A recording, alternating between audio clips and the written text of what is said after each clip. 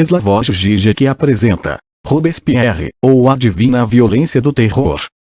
Quando o primeiro-ministro chinês Zhou Enlai estava em Genebra, em 1953, nas negociações de paz para acabar com a Guerra da Coreia, um jornalista francês perguntou-lhe o que pensava sobre a Revolução Francesa. Zhou Enlai respondeu: ainda é muito cedo para dizer alguma coisa. De certo modo, ele tinha razão. Com a desintegração das democracias populares no final dos anos 1990, desencadeou-se mais uma vez a luta pelo significado histórico da Revolução Francesa.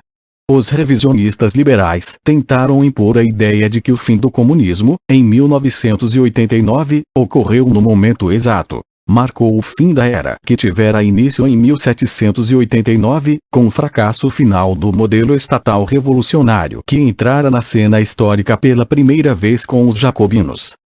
Em nenhuma circunstância a máxima "toda história é uma história do presente" é mais verdadeira que no caso da Revolução Francesa. Sua recepção historiográfica sempre refletiu de perto os giros e reviravoltas das lutas políticas.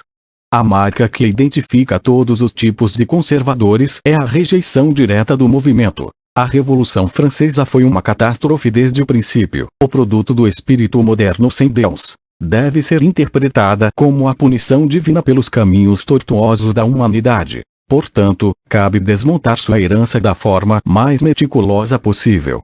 A atitude liberal típica é diferente. Sua fórmula é 1789 sem 1793. Resumindo, o que os sensíveis liberais querem é uma revolução descafeinada, uma revolução que não cheira à revolução. Assim, François Furet e outros tentaram privar a Revolução Francesa de seu estatuto de evento fundador da democracia moderna, relegando-a a uma anomalia da história. Houve uma necessidade histórica de afirmar os princípios modernos da liberdade pessoal etc., mas, como prova o exemplo inglês, isso talvez pudesse ser conseguido de modo muito mais efetivo por uma forma mais pacífica. Os radicais, ao contrário, estão possuídos pelo que Alain Badiou chamou de a paixão do real. Se você diz A, igualdade, liberdades e direitos humanos, não deve fugir de suas consequências, mas é preciso reunir coragem para dizer B. O terror realmente precisou defender e afirmar A. De qualquer modo, seria simples demais dizer que a esquerda de hoje deveria simplesmente continuar por esse caminho. Alguma coisa, algum tipo de corte histórico aconteceu em 1990. Todo mundo, inclusive a esquerda radical de hoje, está de certo modo envergonhado do legado jacobino do terror revolucionário concentrado no Estado, de forma que o lema comumente aceito é que a esquerda, para recuperar efetividade política, deveria reinventar-se por completo, abandonando afinal o chamado paradigma jacobino. Em nossa era pós-moderna de propriedades emergentes, a interação caótica de múltiplas subjetividades, a livre interação, mais que a hierarquia centralizada, a multiplicidade de opiniões em lugar de uma verdade, a ditadura jacobina não é fundamentalmente do nosso gosto. A palavra gosto ganha aqui todo o seu peso histórico, como nome de uma disposição ideológica básica. Podemos imaginar algo mais estranho ao nosso universo de liberdade de opinião, concorrência de mercado, interação pluralista nômade etc. que a política da verdade, com V maiúsculo, é claro, de Robespierre, cujo objetivo declarado era devolver o destino da liberdade às mãos da verdade. Tal verdade só pode ser imposta de uma maneira terrorista. Se a força moral do governo popular na paz é a virtude, a força moral do governo popular em revolução é ao mesmo tempo virtude e terror. A virtude, sem a qual o terror é funesto. O terror, sem o qual a virtude é impotente. O terror nada mais é que a justiça imediata, severa, inflexível. Ele é, portanto, uma emanação da virtude. Mais que um princípio particular, é uma consequência do princípio geral da democracia aplicado às mais prementes necessidades da pátria. A linha de argumentação de Robespierre alcança seu clímax na identificação paradoxal dos opostos. O terror revolucionário nega a oposição entre punição e clemência. A punição justa e severa dos inimigos é a forma mais alta de clemência, pois nela coincidem o rigor e a caridade. Punir os opressores da humanidade é clemência. Perdoá-los é barbárie. O rigor dos tiranos tem por único princípio o rigor. ou do governo republicano parte da beneficência. O que, então, deveriam fazer com isso aqueles que permanecem fiéis ao legado da esquerda radical? Duas coisas, pelo menos. Primeiro, o passado terrorista deve ser aceito como nosso, mesmo que, ou precisamente porque, ele seja rejeitado criticamente.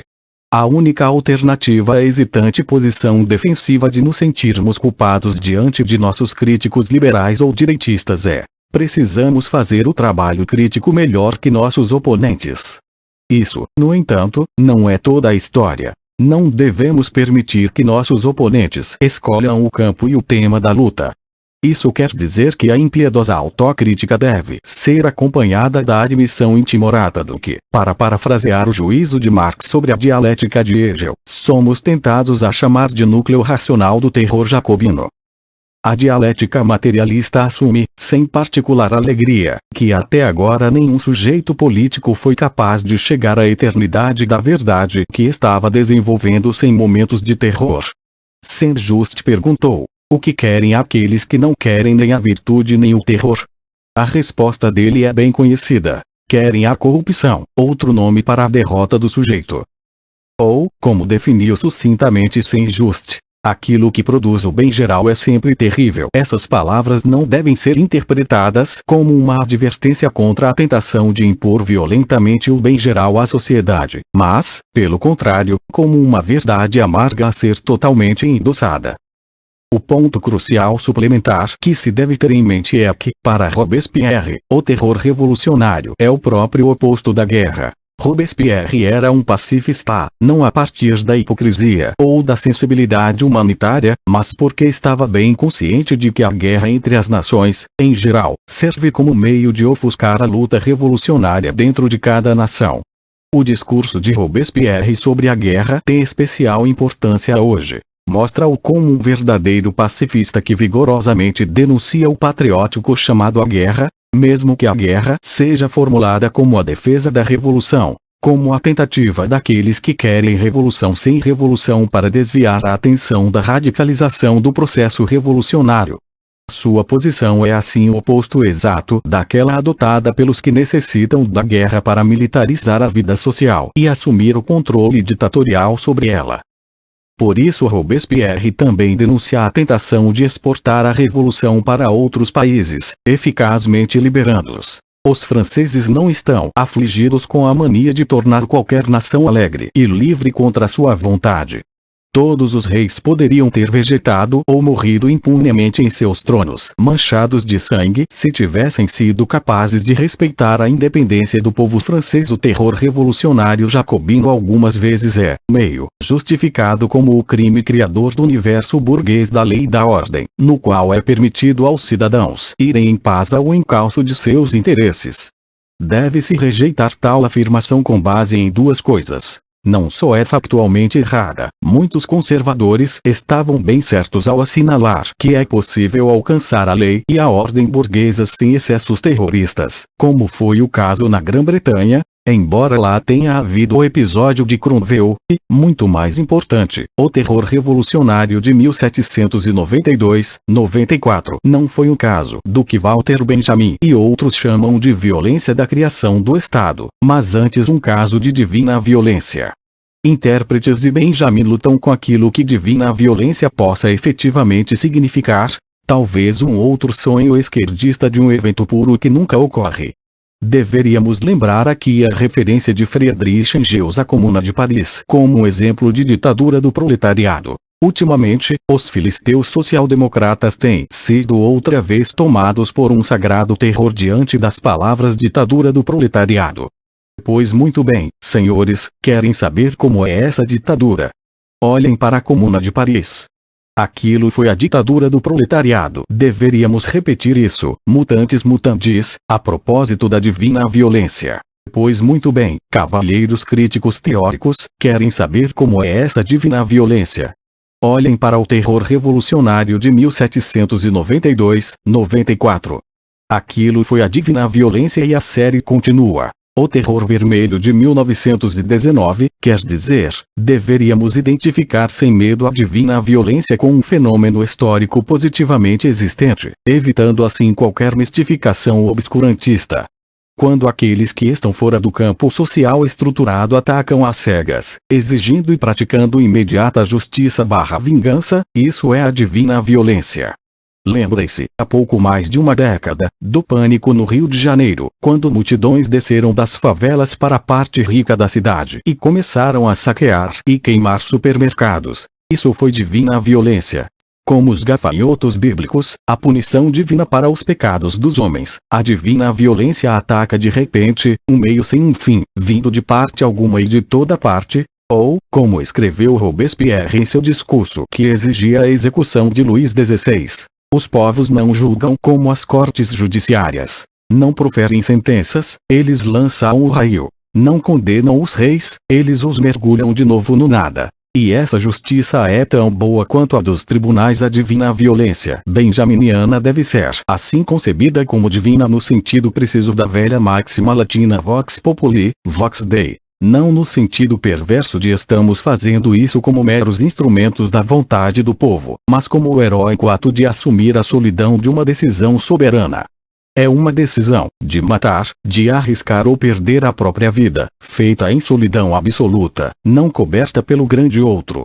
Se é extramoral, não é imoral, não dá ao agente a licença para matar irrefletidamente, com algum tipo de inocência angelical.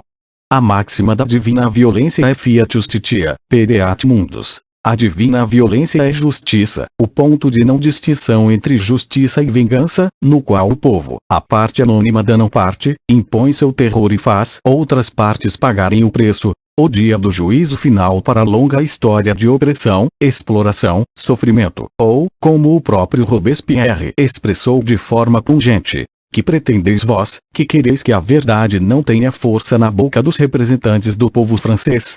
A verdade, sem dúvida, tem sua potência, sua cólera, seu despotismo. Ela tem entonações tocantes, terríveis, que ecoam com força tanto nos corações puros como nas consciências culpadas, e que a mentira não pode imitar, assim como Salomé não pode imitar os raios do céu. Mas acusai disso a natureza. Acusai disso o povo, que quer a verdade e que a ama. É isso que Robespierre tem como objetivo, em sua famosa acusação aos moderados, de que o que realmente querem é uma revolução sem revolução. Desejam uma revolução destituída do excesso em que a democracia e o terror coincidam, uma revolução que respeite as regras sociais, subordinada a normas preexistentes, uma revolução na qual a violência é privada da dimensão divina e assim é reduzida a uma intervenção estratégica que serve a objetivos precisos e limitados. Cidadãos, queríeis uma revolução sem revolução. Qual é esse espírito de perseguição que veio revisar, por assim dizer, aquela que rompeu nossos grilhões? Mas como submeter a um julgamento certos efeitos que podem trazer essas grandes comoções? Quem pode marcar, depois do golpe, o ponto preciso onde devem se quebrar as vagas da insurreição popular? A esse preço, que povo poderia jamais sacudir o jugo do despotismo?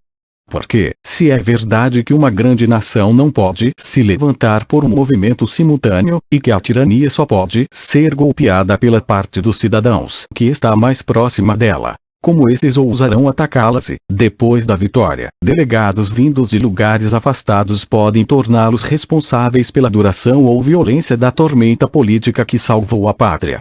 Deve-se considerar que eles estão autorizados por uma procuração tácita de toda a sociedade. Os franceses, amigos da liberdade, reunidos em Paris no mês de agosto último, agiram dessa forma, em nome de todos os departamentos. É necessário aprová-los ou discordar deles imediatamente. Fazê-los criminalmente responsáveis por algumas desordens aparentes ou reais, inseparáveis de um abalo tão grande, seria puni-los por sua devoção. Essa lógica revolucionária autêntica pode ser discernida já no plano das figuras de retórica com as quais Robespierre gosta de inverter o procedimento padrão de primeiro evocar uma posição aparentemente realista e depois mostrar sua natureza ilusória. Frequentemente Robespierre começa apresentando uma posição ou a descrição de uma situação de modo exagerado, e depois nos lembra que aquilo que, numa primeira aproximação, só poderia parecer ficção, é de fato a própria verdade. Mas o que digo? Aquilo que apresentei agora como hipótese absurda é, na verdade, uma realidade muito clara. É essa posição revolucionária radical que também habilita Robespierre a denunciar a preocupação humanitária com as vítimas da divina violência revolucionária. A sensibilidade que geme quase exclusivamente pelos inimigos da liberdade me é suspeita.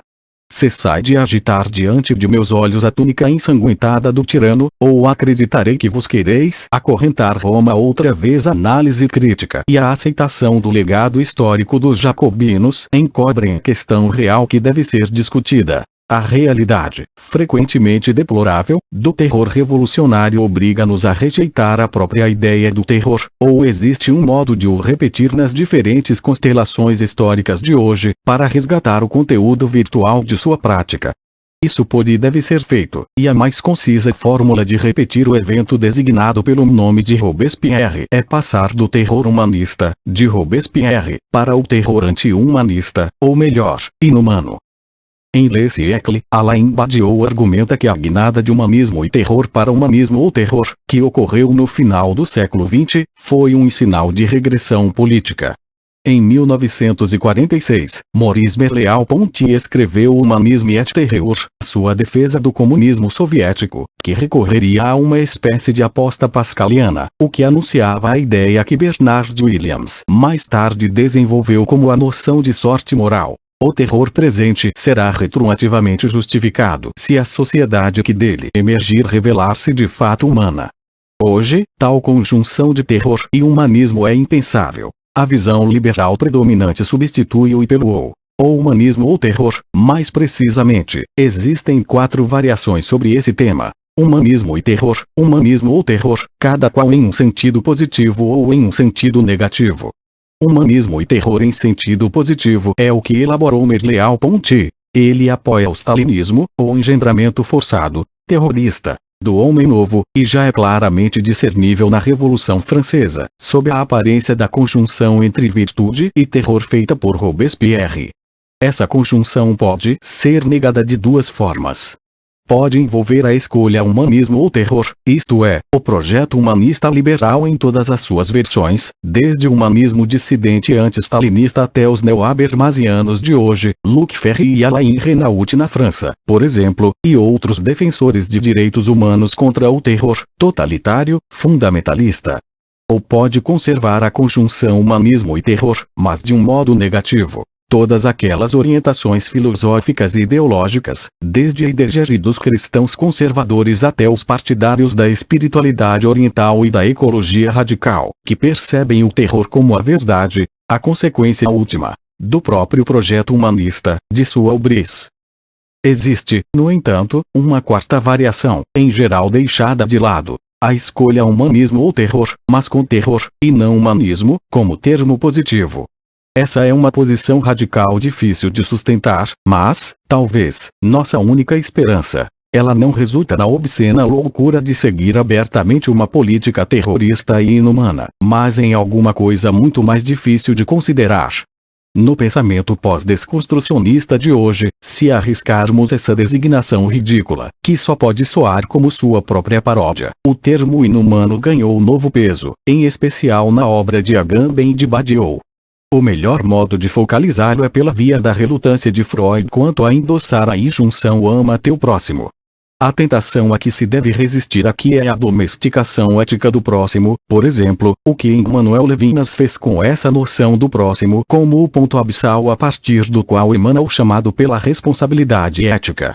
O que Levinas ofusca desse modo é a monstruosidade do próximo, uma monstruosidade pela qual Lacan aplica ao próximo o termo coisa, das Ding, usado por Freud para designar o objeto último de nossos desejos em sua intolerável intensidade e impenetrabilidade. Deveríamos ouvir neste termo todas as conotações da ficção de horror. O próximo é a coisa má, que espreita detrás de todo o primitivo rosto humano.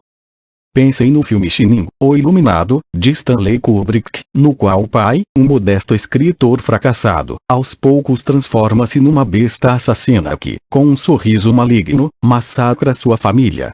Em um paradoxo apropriadamente dialético, com toda a sua celebração da alteridade, o que Levinas falha em contemplar não é alguma mesmidade subjacente a todos os seres humanos, mas a própria alteridade radicalmente inumana. A alteridade de um ser humano reduzido à inumanidade. A alteridade exemplificada pela terrível figura do Museum, o morto-vivo nos campos de concentração. Em um plano diferente, o mesmo vale para o comunismo stalinista. Na narrativa padrão stalinista, mesmo os campos de concentração nazistas eram mais um cenário da luta contra o fascismo onde prisioneiros comunistas organizavam redes de heróica resistência. Em tal universo, é claro, não existe lugar para a experiência limite do Museum, do morto-vivo privado da capacidade de compromisso humano. Não é de admirar que os comunistas stalinistas estivessem tão ansiosos de normalizar os campos, considerando-os apenas outro lugar da luta antifascista e desqualificando os Museumaner como aqueles que simplesmente eram demasiado fracos para aguentar a luta. É contra esse panorama que se pode entender por que Lacan fala do núcleo inumano do próximo. Nos anos 1960, a era do estruturalismo, Louis Althusser lançou a famosa fórmula do anti-humanismo teórico, permitindo, e mesmo exigindo, que este fosse suplementado pelo humanismo prático. Em nossa prática, devemos atuar como humanistas, respeitando os outros, tratando-os como pessoas livres, dotadas de total dignidade, como criadores de seu mundo. No entanto, em teoria, nem por isso devemos deixar de ter em mente que o humanismo é uma ideologia, o modo pelo qual experimentamos espontaneamente nossa difícil situação, e que o verdadeiro conhecimento dos seres humanos e de sua história deveria tratar os indivíduos não como sujeitos autônomos, mas como elementos de uma estrutura que segue suas próprias leis. Em contraste com Althusser, Lacan efetua a passagem do anti-humanismo teórico para o anti-humanismo prático, isto é, para uma ética que vai além da dimensão do que Nietzsche chamou de humano, demasiado humano, e confronta o núcleo inumano da humanidade. Isso não significa apenas uma ética que não mais nega, mas que corajosamente leva em conta a latente monstruosidade que há no ser humano, a diabólica dimensão que explode em fenômenos comumente cobertos pelo nome conceito Auschwitz. Uma ética que ainda seria possível depois de Auschwitz, para parafrasear Adorno. Essa dimensão inumana é, para Lacan, ao mesmo tempo, o suporte último da ética. Em termos filosóficos, tal dimensão inumana pode ser definida como aquela de um sujeito subtraído de toda forma de individualidade ou personalidade humanas. Esta é a razão por que, na cultura popular de hoje, uma das figuras exemplares de um sujeito puro é um não-humano, alienígena, ciborgue, que mostra mais fidelidade à sua missão, à dignidade e à liberdade do que suas contrapartidas humanas, da figura de Schwarzenegger em O Exterminador do Futuro até a do androide de Rutger Hauer em O Caçador de Androides. Lembrem-se do sombrio melancólico de Husserl, em suas meditações cartesianas, de como o cogito transcendental permaneceria não afetado por uma praga que aniquilasse toda a humanidade. É simples, com esse exemplo, acumular pontos fáceis sobre o cenário autodestrutivo da subjetividade transcendental, e sobre como Husserl deixa escapar o paradoxo que Foucault, em suas Palavras e as Coisas, chamou de casal transcendental empírico, o vínculo que une para sempre o ego transcendental e o ego empírico, de tal modo que a aniquilação do último, por definição, leva ao desaparecimento do primeiro. No entanto, o que aconteceria se, reconhecendo totalmente essa dependência como um fato, e nada mais que isso, um fato estúpido do ser, mesmo assim insistíssemos na verdade de sua negação, na verdade da afirmação da independência do sujeito com respeito ao indivíduo empírico quo ser vivente? Essa independência não está demonstrada no gesto definitivo de arriscar a própria vida, em estar pronto para renunciar ao próprio ser. É contra o quadro desse tópico, da soberana aceitação da morte, que deveríamos reler a reviravolta retórica com frequência referida como prova da manipulação totalitária de sua audiência por Robespierre. Essa reviravolta teve lugar durante o discurso de Robespierre na Convenção Nacional, no dia 11 de Germinal do ano 31 de março de 1794. Na noite anterior, Danton, Camille Desmoulins e alguns outros tinham sido presos, e muitos membros da convenção temiam, de modo compreensível, que sua vez também chegasse. Robespierre indica diretamente que a hora é decisiva. Cidadãos, chegou o momento de falar a verdade e em seguida evoca o medo que flutuava na sala. Querem, en veut, fazer-vos temer abusos de poder, do poder nacional que haveis exercido. Querem fazer com que temamos que o povo venha a cair como vítima dos comitês. Temem que os prisioneiros estejam sendo oprimidos. A oposição aqui é entre a terceira pessoa impessoalizada a eles. Os instigadores do medo não estão personificados, e o coletivo dessa maneira é posto sob pressão, que quase imperceptivelmente passa da segunda pessoa do plural vos, para a primeira pessoa nós. Robespierre galantemente se inclui no coletivo.